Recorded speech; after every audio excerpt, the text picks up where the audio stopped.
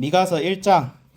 1장은 크게 1절은 서론입니다. 1절은 서론이에요. 서론에 뭐가 있죠? 어느 시대에 이 글이 쓰여졌으며 누가 썼으며 모레셋 사람 미가. 모레셋은 유다 남부 예루살렘으로부터 남쪽으로 한 60km 떨어져 있는 곳이라 보면 돼요. 그 다음에 누구에게 쓰는 거예요? 사마리아와 예루살렘에 관한 뭐다? 묵시다. 묵시는 뭐예요? 하나님께서 하늘에서 계획하신 뜻을 미리 알려주는 걸 묵시라고 하는 거예요. 묵시의 목적은 뭐예요? 하나님께서 지금 이런 의지를 가지고 계신다. 하나님께서 정의로우신 하나님께서 지금 정의를 거스른 너희들을 심판하려 하고 있는데 너희들이 빨리 지금부터 회개하고 돌이켜야 된다. 라는 메시지와 함께 하나님의 뜻을 너희들이 깨달았으면 좋겠다라는 임박한 종말에 대한 얘기를 하고 있습니다. 그래서 2절부터 7절은 뭐예요? 이스라엘 즉 북이스라엘과 남유다의 죄악을 고발하고 있어요. 너희들이 죄를 지었다. 너희들이 그렇게 하나님보다 높아지는 그 성전과 언덕들 그리고 산당들, 이게 산당은 뭐 하는 곳이냐면 옛날 고대 근동은 신들은 다 산 위에 살고 있다고 생각했어. 그러니까 산 위에다 성전을 짓고 산 위에다 예배를 드리는 것은 예루살렘 성전을 제외하면 다 뭐예요? 우상이에요.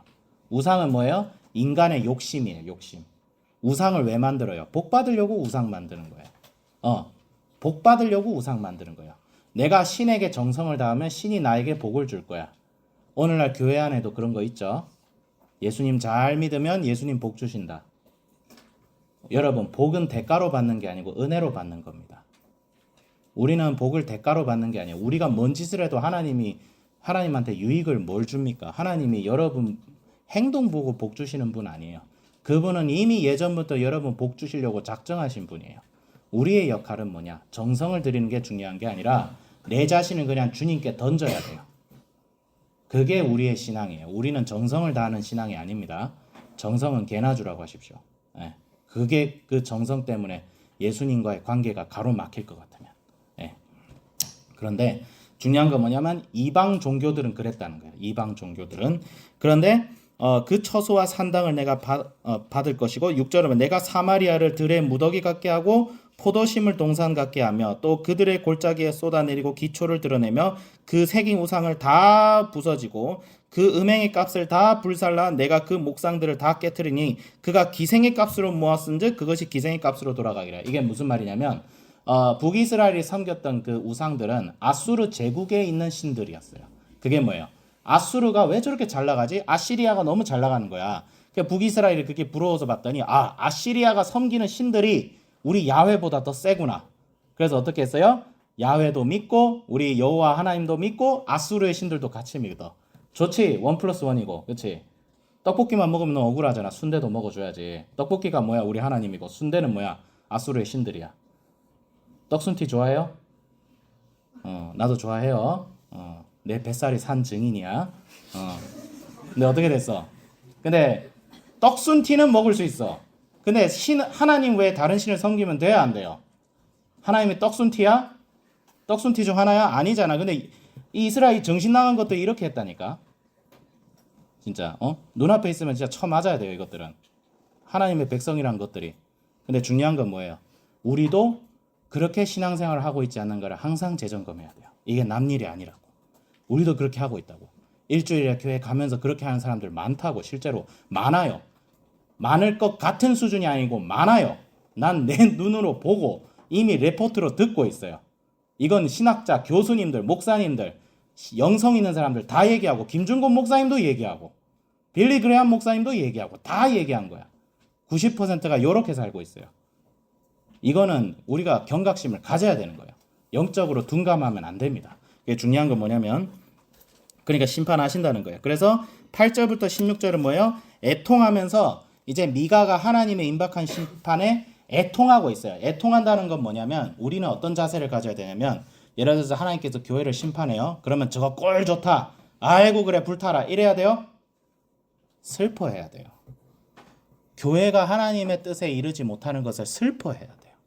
슬퍼하기 때문에 뭐가 나와요? 애가가 나온 거예요. 우리 선지자들은 교회가 이스라엘의 나라가 하나님의 심판으로 망해가는 것을 보면서 통쾌하다 그렇게 생각 안 했어요. 오히려 슬퍼했어요. 예레미야 어떤 사람이에요?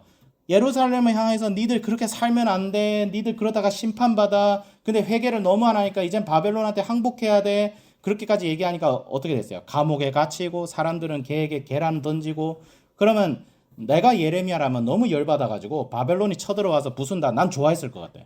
잘됐다 이것들은 내 말 안 듣고 날 구덩이에 가다두고 다 죽었비라. 그럴 것 같은데 예레미야는 어떻게 됐어요? 오히려 슬퍼해요. 자기 동족들을 위해서 슬퍼해요. 그러니까 우리도 이 한국 교회를 바라보면서 그런 자세를 가져야 돼요. 교회 무조건 나쁘다. 교회 나쁜 짓도 했죠. 예, 그 사람의 감정이 틀린 건 아니야. 하지만 너무 안티가 돼가지고 그렇게 하는 거는 절대 하나님이 원하시는 뜻이 아니다. 이 선지자들의 뜻이 아니다. 그렇게 얘기를 하고 싶어요. 그러면서 여러 애통하는 마음을 가지고 도시들을 얘기하는데 이게 굉장히 좀 여러분 원어를 모르니까 헷갈릴 수 있어요. 가드는 블레셋 도시예요. 그러니까 가드에 알리지 마라. 이거는 뭐예요? 우리가 하나님으로부터 받는 심판이 우리에게 너무 부끄러운데 이거 이방 사람들이 몰랐으면 좋겠다. 이 말은 뭐예요? 세상이 그 꼬라지를 본다는 거예요.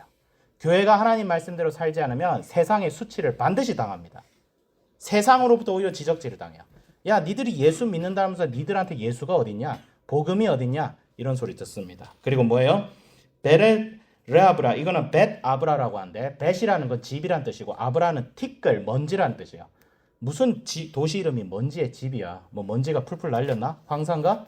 중국하고 가깝나? 어쨌든 중요한 건 티끌에 그러니까 먼지로 먼지투성이가 된다는 거예요. 왜? 전쟁이 일어나기 때문에 먼지투성이가 되죠. 막 폭격이 임하고 말들이 막 화살 날리고 하면 온몸이 먼지투성이가 되는 거죠. 그 다음에 사빌 11절에 사빌은 아름답다는 뜻이 있어요. 근데 사빌 주민들이 아름다워지나요? 오히려 반어법이 되죠. 오히려 수치를 당하고 벗은 몸으로 수치를 무릅쓰고 나오고 사나는 뭐예요? 사나는 나오다는 뜻이에요. 근데 나온다는 뜻을 도시를 가진 주민들이 나오지를 못해. 오히려 갇혀. 희한하죠. 그 다음에 마롯 주민은 뭐예요? 마롯 주민. 마롯 주민은 내가 조사를 안 했으니까 패스. 그 다음에 라기스는 뭐예요? 조사를 했는데 까먹었어. 자, 라기스는 이스라엘의 이제 병거, 이스라엘의 군사 도시고, 그 다음에 우상이 도착한 곳이야. 그래서 라기스에 대한 심판도 라기스 너는 준마의 병거를 메울지어다. 라기스는 딸 시온의 죄의 근본이네. 이는 이스라엘 허물이 내게서 보였습니다. 라기스를 통해서 이스라엘의 우상이 도착하고, 가드 모레셋은 이제 선지자 미가의 고향이죠. 그 다음에 악십은 뭐예요? 이 악십이란 뜻이 속이다란 뜻이야. 그러니까 속인다 그런 얘기를 하고, 마레사도 나오고, 이제 여기서 얘기가 좀 많은데 약간 우리나라로 치면 이런 비유예요. 하나님께서 대한민국에 심판이 임하면 선지자가 이렇게 쓸 거야. 부산아, 너에겐 더 이상 배가 들어오지 못하리라. 왜? 부산은 항구 도시잖아, 그렇지? 근데 이제 거기에 부산에 무역선이 나오지 못한다는 건 뭐예요? 대한민국 망했다는 거예요. 경제가. 대한민국 경제 90%가 수출입인데 부산에 항구가 막혔다는 건 나라가 망했다는 거예요. 수원아, 이제 너에게서는 물이 나오지 못할 것이다. 수원의 뜻이 물의 근원이란 뜻이에요. 그래서 수잖아. 물 숫자 쓰잖아. 수원아, 이제 너에게는 물이 마를 것이고. 성남은 뭐야? 성남. 선생님 사는데 성의 남쪽 도성의 보. 성남아, 이제 너희들의 성이 너희를 지켜주지 못할 것이다. 그리고 광주는 빛의 거울이란 뜻이야. 광주야, 이제 너에겐 빛이 없을 거야. 그렇게 얘기하는 거예요. 잘못 얘기하면 막 두들겨 맞겠죠. 이거 무슨 지역 감정도 아니고. 이런 얘기가 아니라, 대구도 추가할 걸 그랬나? 어쨌든 중요한 건 뭐냐면 미가가 그런 정황 속에서 지금 이런 얘기를 하고 있는 거예요. 그러니까 유다야, 지금 너희들이 사는 모든 곳이 심판의 대상이라는 거예요. 하나님께서 지금 어떤 감정을 가지고 지금 너희들을 심판하고 있는지를 알아야 된다는 거예요. 그리고 난 그게 너무 슬프다는 거예요. 너희들이 회개하고 돌아서야 되는데 회개하지 못해서 하나님께서 지금 불꽃 같은 눈으로 너희들을 보고 있는데 어쩌려고 그러냐. 미가서의 중심 주제는 뭐예요? 미가서의 중심 구절을 선생님이 좀 얘기할게요. 그러면 하나님께서 무엇을 원하실까요? 미가서 6장 6절에서 8절에 이런 내용이 나옵니다. 내가 무엇을 가지고 여호와 앞에 나아가며 높으신 하나님께 경배할까? 내가 번제물로 1년 된 송아지를 가지고 그 앞에 나아갈까? 여호와께서 천천의 순양이나 만만의 강물 같은 기름을 기뻐하실까? 내 허물을 위하여 내 마다들을 내 영혼의 죄로 말미암아 내 몸의 열매를 드릴까? 사람아, 주께서 선한 것이 무엇임을 내게 보이셨나니 여호와께서 내게 구하시는 것은 오직 정의를 행하며 인자를 사랑하며 겸손하게 내 하나님과 함께 행하는 것이 아니냐. 이것이 미가서의 결론이에요. 말로만 주여 주여 하지 말고 주일에 나가서 헌금 얼마를 드려야 내가 복 받을까 생각하지 말고 하나님의 뜻을 행하라는 거예요. 이웃을 사랑하라는 거예요. 하나님의 말씀대로 정의를 행하고 내 삶에 하나님의 생명수 같은 영향력이 터져 나오게 하라는 거예요. 1년에 한번 제사 거룩하게 지내고 퍼포먼스 하고 그걸로 교회 안 산다는 거예요. 선생님 또 흥분했다. 그치? 근데 미가가 이런 심정으로 지금 글을 쓰고 있다는 사실은 해야 돼. 왜냐하면 선생님 이걸 보면서 미가의 그 터져 나오는 애절한 마음이 느껴지거든. 우리는 지금 이제 크리스마스니까 해피한데 이땐 진짜 나라 망하게 생긴 거예요. 그래서 우리가 왜 공부하고 있는가? 우리가 여기서 왜 공부하고 있는가? 여러분이 여기서 공부하는 목적은 하나예요. 무너져가는 한국교회를 살리고 대한민국 살리고 여러분을 통해서 망해가던 사람들의 운명이 바뀌길 원하는 거예요. 하나님께서는 그걸 위해서 여러분을 부르신 거예요. 여러분이 예수님을 믿든지 믿지 않든지 태초에 하나님께서 계획하신 뜻대로 여러분 여기 와 있는 거예요. 최소한 선생님은 그래 믿어요. 선생님은 여러분 한 사람 한 사람이 하나님의 위대한 뜻 안에 있다고 나는 믿고 여러분을 대하는 거예요. 여러분도 그런 믿음을 가지시기 바랍니다. 하나님이 나를 부르셨다. 내가 여기서 왜 남들처럼 살지 못하는가? 하나님이 나를 부르셨다. 하나님이 나를 예전부터 부르셨다. 내가 엄마 아빠 태중에 있기 전부터 나를 부르셔서 하나님의 선한 뜻을 지금 이 순간 이 상황 이 시대 속에 행하기 위해서 나를 부르셨다. 그런 마음을 가져야 됩니다. 하나님께서 여러분과 함께 하십니다. 기도하겠습니다. 하나님 아버지 감사합니다. 정말 미가서의 말씀을 통해서 마음이 떨리고 살이 떨립니다. 선지자의 그 애통하는 마음이 여기까지 전달됩니다. 주여 주여 이 나라와 교회와 정말 우리가 겉으로만 종교적으로 화려함만 추구하는 것이 아니라 말씀이 회복되고 본질이 회복되고 하나님을 사랑하고 하나님의 사랑하는 마음이 부어져서 내 이웃을 내 몸까지 사랑하며 그 땅에 정의가 행해지고 자비가 행해지고 공평의 정의가 하수같이 흐를 수 있게 주여 인도하여 주시옵소서. 감사드리며 예수 그리스도 이름으로 기도드립니다. 아멘.